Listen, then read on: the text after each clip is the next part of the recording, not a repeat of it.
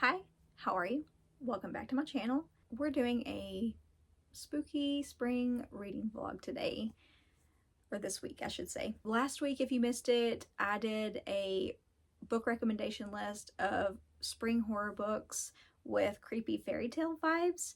And, this week I'm going to be reading a couple of those books that I hadn't already read. Just put them to the test, see if they actually do have creepy fairy tale vibes and spring vibes. I'm moving. You all know that. I'm actually moving this weekend. And before I pack everything up, I'm trying to get some reading done. And I just want to relax. And because I know my life's about to be flipped upside down for at least a couple weeks. And just thought I'd take you along with me and just enjoy this last week of calmness before everything is flipped upside down and before all this is packed up. So, the books I'm reading this week. A Botanical Daughter by Noah Medlock, and Rappaccini's Daughter by Nathaniel Hawthorne. And I just noticed, funny, they both have daughter and they both are green. Unplanned. I don't even know how I managed that, but that's where we are. I don't know. Maybe I was in a mood. I have no idea. If you missed my video last week, I will link it down below if you want to see the whole book recommendation list. I had read some of them I hadn't. And this isn't going to be a bright and sunny spring reading vlog, because that is not the weather we're having. It has been windy. 30 to 50 mile per hour winds. And it's supposed to be rainy here. I've been trying to wait for a nice, pretty, springy day, but that's just we're not going to get that. It's not as windy here today as it has been, but it is rainy. So, that's the mood. But I guess rain is still springy, so that's what we're going to have. But it is a spooky reading vlog, so I think rain still fits. Whatever, we're working with it. It's fine. Anyhow, first one I will read, I believe, is A Botanical Daughter. This is what I'm in the mood for. This is one I know for sure that Jen with Literary Love 123, I know for sure that she enjoyed this one. And we both do have similar tastes, and we both really love Frankenstein, and this is a Frankenstein retelling. I got this one in a Knotworms package a long time ago, probably over a year ago, and I've been really wanting to read it. And this is a great time. I've been saving it for spring. So I think I'll read this one first, and I'm gonna, have some breakfast and start this one, and I will keep you updated.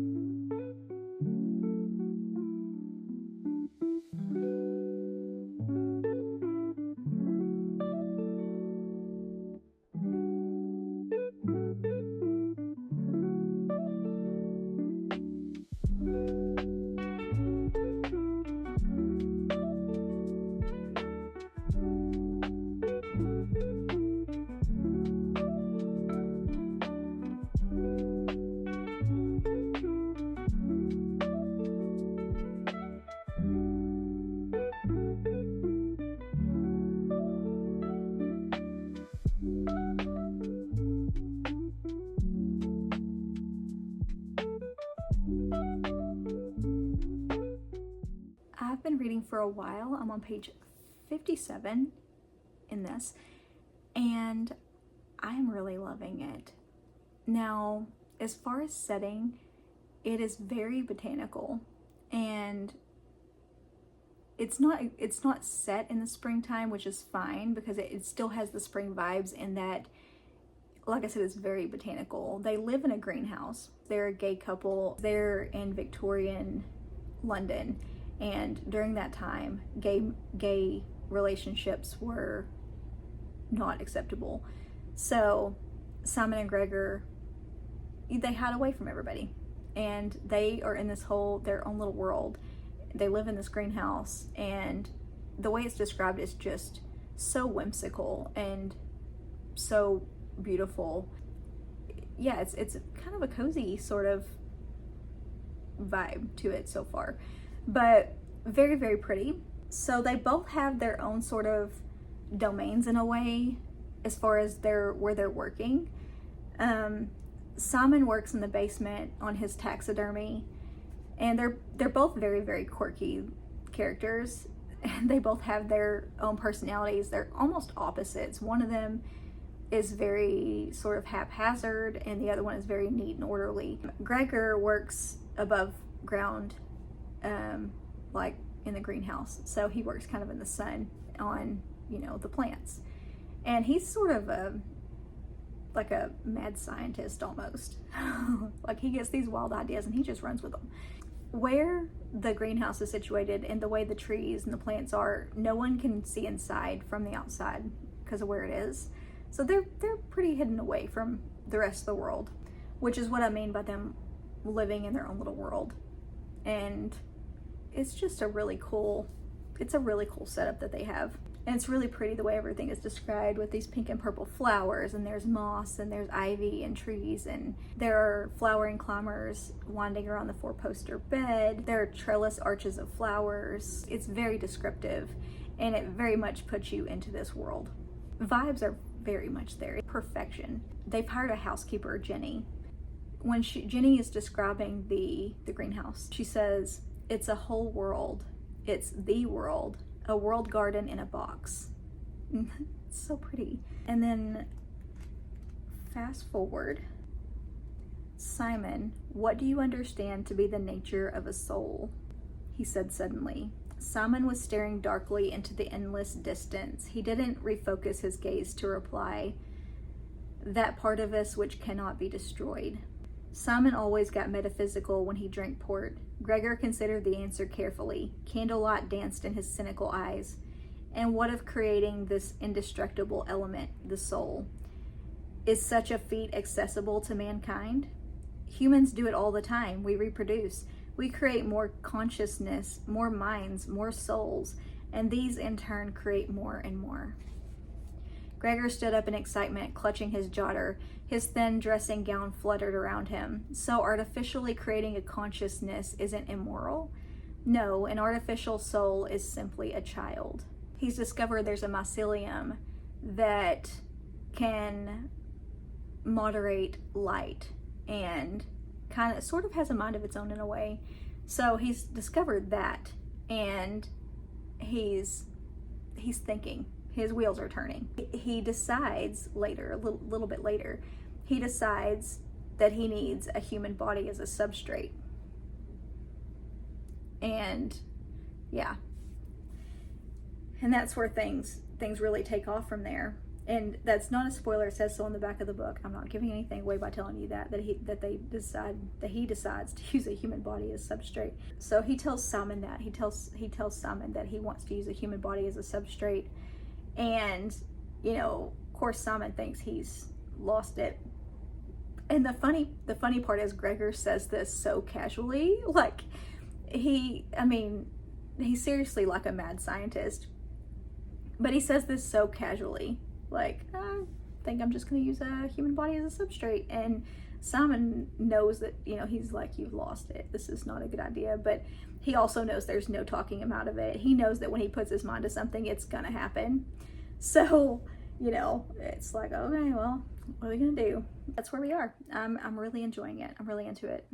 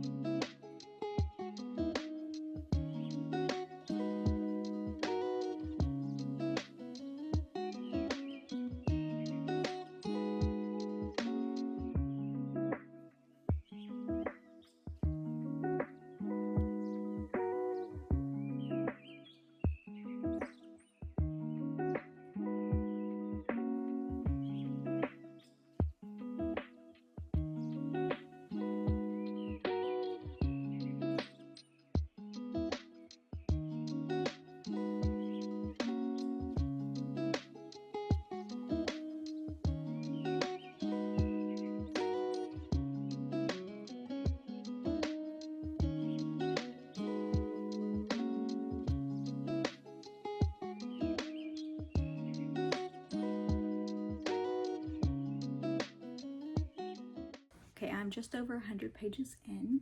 I've reached part 2, and it's a slower pace, but I'm really enjoying it. I don't mind a slower pace because this is kind of what I've been in the mood for. I've kind of been in the mood for just something cozy. It doesn't feel like horror so far because nothing really, you know, for horror, it's more like a sense of dread and gore and all that, but I'm still really enjoying it. This is a project of love, really, for Gregor. And, you know, he really does feel like this is their daughter. Being a gay couple, they can't have kids because this is, like I said, this is Victorian London, and this was just a much different time. But he really feels like this is their daughter. You know, he's like creating a family for them in a sense. And then they have Jenny as well, who's the housekeeper. They've kind of taken her in as well, you know. It's kind of like she's kind of part of their little quirky little group now too. And he keeps calling it she, like she's nearly ready. And Simon is kind of giving him a hard time about that. He says she, you usually refer to the experiment or the substrate. But this, Gregor released himself from the clutch and gestured to the dish. This is the true vessel of the being's soul. It will become a conscious entity, a person perhaps. It can't do much yet, but what week-old child can. That doesn't stop it being alive. It doesn't stop it being our daughter. So that really stood out to me. It's just such a project of love for him. And by the end of the first part 1 is that we do have some movement, and because you know that this is going to become a thing, because as it says on the back, plants cannot be reasoned with, intelligence cannot be controlled. You know that things are going to go right or whatever. Anyways, so we do have some movement by the end of part 1, so I'm really enjoying it. And I'm going to try see how far I can get today before I have to go pick up kids, and I'll let you know. It's actually the next day, so I didn't update you like yesterday the way I was supposed to, because I ended up having to leave early to get the kids because I forgot about an appointment. So yeah, that's how things go. But anyhow, it's the next day. I am about to start reading. It's early. It's like 9 o'clock, I think. I don't even know what time it is. I believe it's like 9 o'clock because I haven't been home very long. I just basically took them to school, immediately got ready, and and set up my stuff. So I'm about to start reading, and I should be able to get through this today and start on Rappaccini's daughter, and hopefully finish this up today. If you hear noise, my neighbors are so loud. I don't know if they're moving furniture or what, but they have been at this for 2 days. I don't know. The joys. I have 2 days left here, and then I'm out, so I'm suffering through. But anyhow, I'm gonna keep you updated here in a bit. So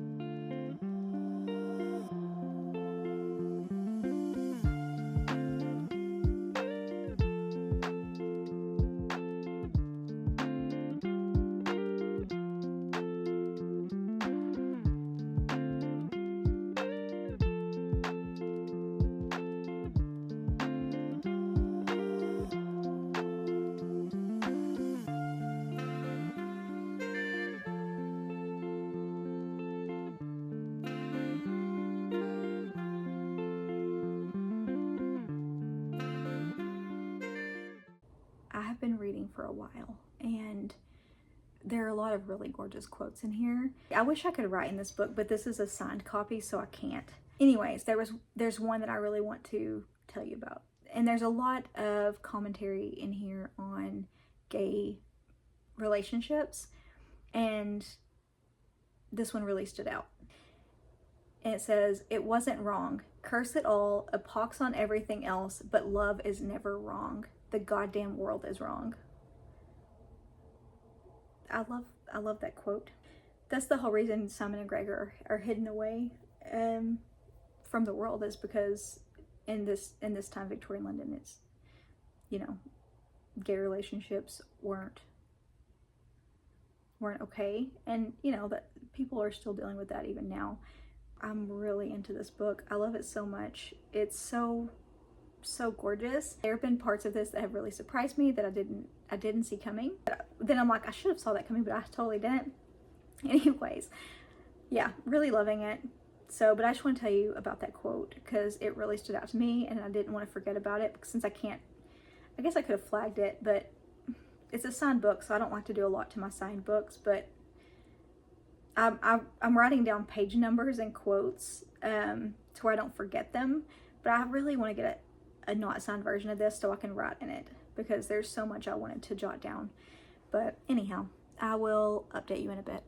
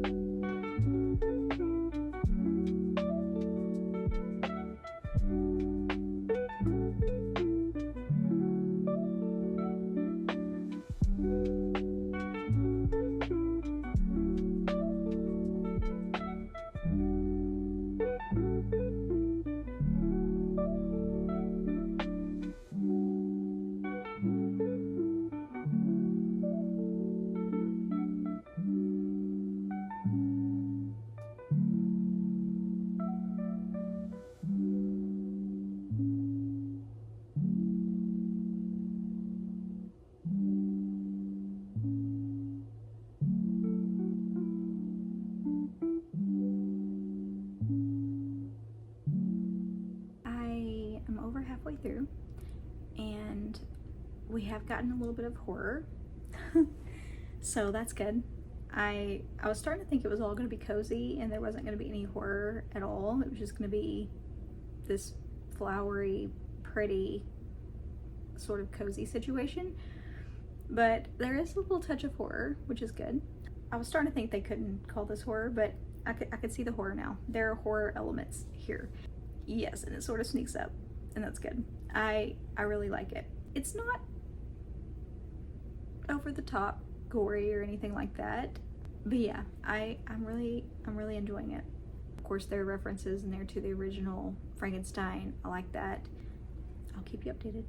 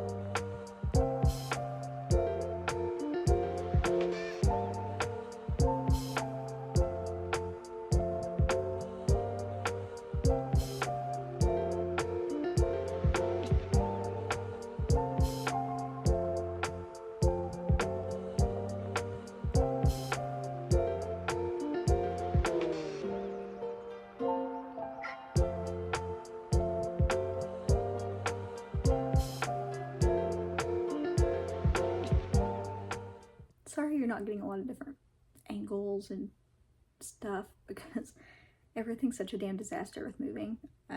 Yeah, I just have stuff piled everywhere. But anyways, yeah.